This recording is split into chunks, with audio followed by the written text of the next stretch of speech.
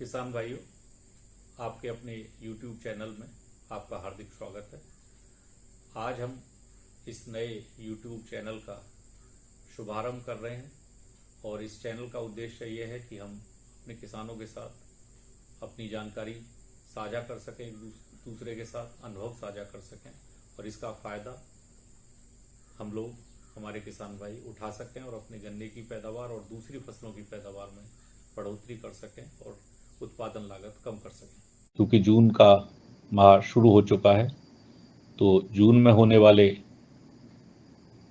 जो जरूरी क्रियाएं हैं गन्ने की खेती में, उस पर हम चर्चा करेंगे और मुझे उम्मीद है कि हम सब लोग इसका ज़रूर लाभ उठाएंगे और अपने गन्ने की उपज को बढ़ाएंगे और अपनी गन्ने की खेती में लागत को भी कम कर सकेंगे।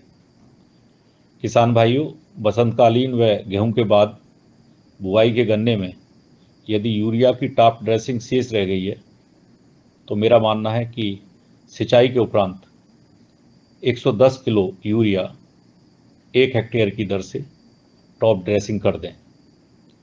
इसके साथ साथ यह भी ध्यान रखें कि उर्वरक की पूर्ण मात्रा जून के अंत तक अवश्य डाल दें, जिससे खाद का पूरा लाभ गन्ने की फसल को मिल सके।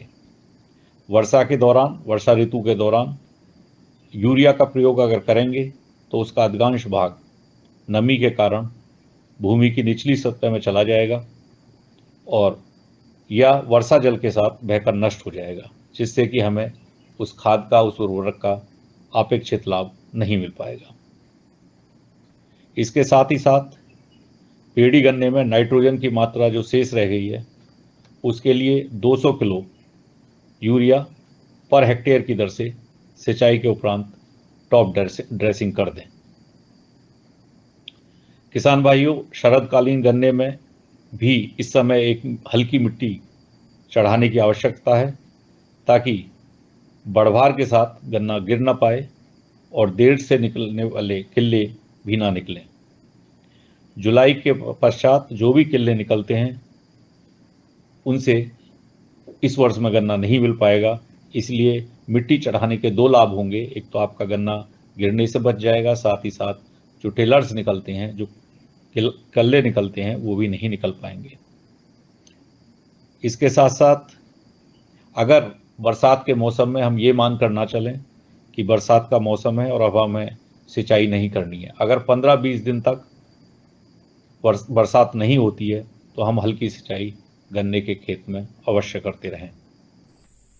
छोटी बेधक की तितली अगर आपके खेतों में दिखाई दे तो उसके नियंत्रण के लिए फ्यूराडान 3G 30 किलो प्रति हेक्टेयर की दर से आप अपने खेतों में इस्तेमाल करें।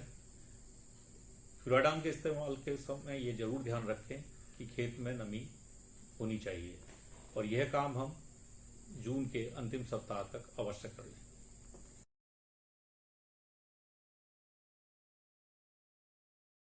जिन किसान भाइयों ने कोराजन का प्रयोग गन्ने की फसल में अभी तक नहीं किया है, वे भी 150 मिलीलीटर पर एकड़ की दर से कोराजन की ड्रेंचिंग अवश्य कर दें। टॉप बोरर की अगर फ्लाई तितली दिखाई दे तो उसके लिए कार्बोफ्यूरान 3G, जो कि फ्यूराडान 3G के नाम से आता है, 30 किलो पर हेक्टेयर की दर से मिट्टी के साथ मिलाकर नमी की दशा में जून के अंतिम सप्ताह में प्रयोग जरूर कर लें। ध्यान रखें कि जब आप कार्बोफ्यूरान का प्रयोग करें तो उस समय आपके खेत में नमी अवश्य होनी चाहिए। इसके साथ साथ जून के महीने में आप अपने खेतों की जांच करते रहें। गन्ने में लाल सड़न रोग के लक्षण दिखाई देने पर तुरंत ही अपने चीनी मिल या उत्तर प्रदेश सरकार के गन्ना विभाग से संपर्क करें और जो भी प्रभावित रेड रॉट या लाल सड़न के क्लम्प दिखाई देते हैं, मूढ़े दिखाई देते हैं, उनको निकाल दें और उनको गड्ढा खोदकर उसमें दबा दें। साथ ही साथ जहां से वो क्लम्प निकाले गए हैं वहां पर 5 से 10 ग्राम ब्लीचिंग पाउडर डालकर उसको एरिया को ढक दें, ताकि वहां से दोबारा इन्फेक्शन ना फैल पाए। साथ ही साथ थायोफिनेट मिथाइल 400 ग्राम प्रति एकड़ की दर से 200 लीटर पानी में घोल बनाकर स्प्रे कर दें। इसके बाद दूसरा स्प्रे 25 से 30 दिन के बाद करें। किसान भाइयों, रोग ग्रसित खेत की मेड़बंदी करना अति आवश्यक है ताकि बरसात के दौरान जल भराव की स्थिति में ग्रसित खेत से पानी स्वस्थ खेत में ना जाने पाए और बीमारी को फैलाने से बचाया जा सके। किसान भाइयों, आप अपने खेतों में उर्वरक और रसायनों का प्रयोग करते वक्त अपने सेफ्टी का भी ध्यान रखें। इसके लिए आप ग्लव्स का इस्तेमाल करें, मास्क का इस्तेमाल करें, ताकि आपके स्वास्थ्य पर कोई विपरीत प्रभाव ना पड़ पाए। और इन्हीं शब्दों के साथ मैं उम्मीद करता हूं कि हमारे किसान भाई इस चैनल के माध्यम से अवश्य लाभ उठाएंगे और हम एक दूसरे के साथ अपनी जानकारी अवश्य साझा करेंगे।